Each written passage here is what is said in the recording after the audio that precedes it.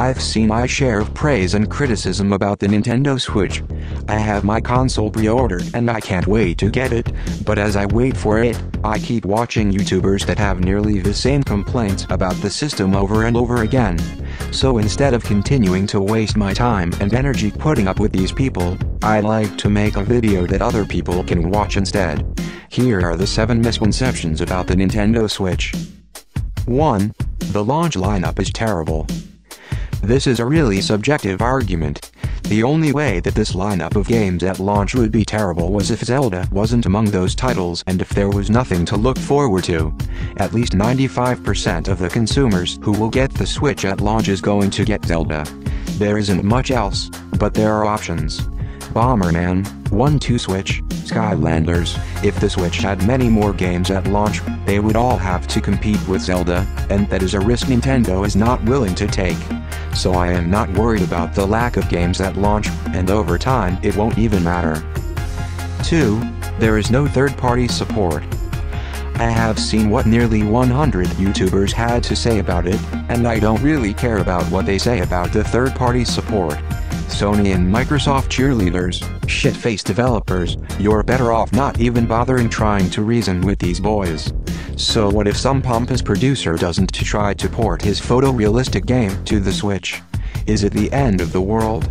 No. But because of how the Wii U performed in sales, the first year of the Switch wasn't expected to get hundreds of games of course, but Nintendo is expecting more third-party games to be announced at E3 or sometime in the future if they can prove that the Switch is a good investment. 2 major advantages that the Switch has over the Wii U is there will be more popular game engines that support it, and that Nintendo has unprecedented third-party support on the 3DS that could simply make games for the Switch when the 3DS is discontinued. 3. The Switch's graphics are garbage. As long as the Switch is providing people with fun and entertaining software, then horsepower is not an issue. I really don't get the idea of how high-end visuals are the end-all be-all aspect of video games when they play next to no part in what makes a game fun to play. You can hold the thing in your hands. I mean, what were you expecting? Is it possible to port a game like Titanfall 2 or Mass Effect Andromeda to the Switch? Yes. As long as we get the same PS4 experience, it can look like 1996 for all I care. 4. It is a mistake to not include a bundled game with the Switch. How? Remember when the Xbox One launched in 2013? The premium bundle was 500 smackers. It was 500 smackers because it included Kinect. No one bought this version because it was too expensive and came with something that not many players had an interest in. With $300, you get a lot that comes with the Switch, and if Nintendo happened to add 1-2 Switch to the package, they would likely turn away a lot of sales. 5. The peripherals are expensive. Would I love to pay just $10 for a controller? Of course. It's not Nintendo's fault. Microsoft thought overpricing their controllers was a good idea, so Nintendo thought if people are willing to spend $60 for their controllers, let's make our controllers just as expensive, if not more since it's got more features. For $10 more, HD rumble, an IR camera, and amiibo support isn't asking for much. As far as the Joy-Cons go, Nintendo charged the Wii remotes at $40 each, so it's not a bad deal to charge $80 for 2 Joy-Cons that can do a lot more than the Wii remotes. Complaining about how much these cost just don't make a lot of sense if you're willing to pay for that much for a controller to begin with.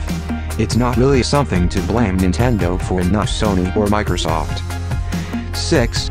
The motion controls are going backwards with the Wii.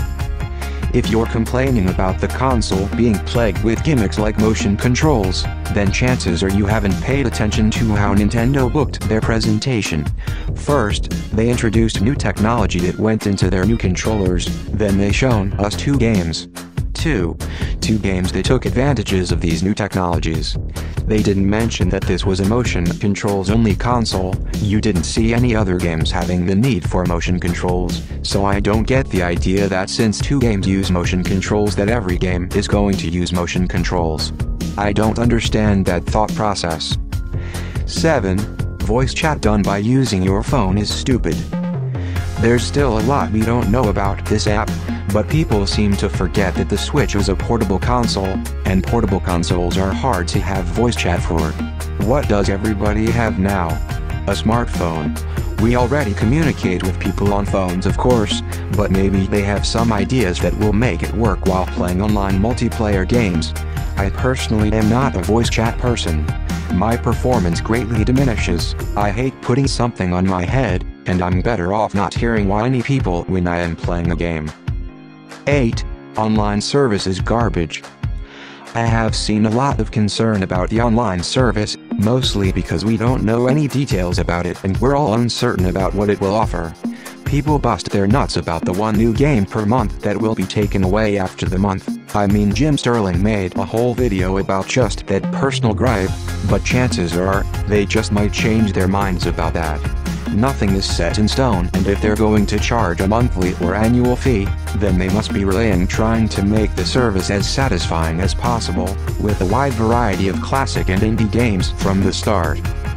What are your thoughts about the Switch? Leave a comment below and support me on Patreon.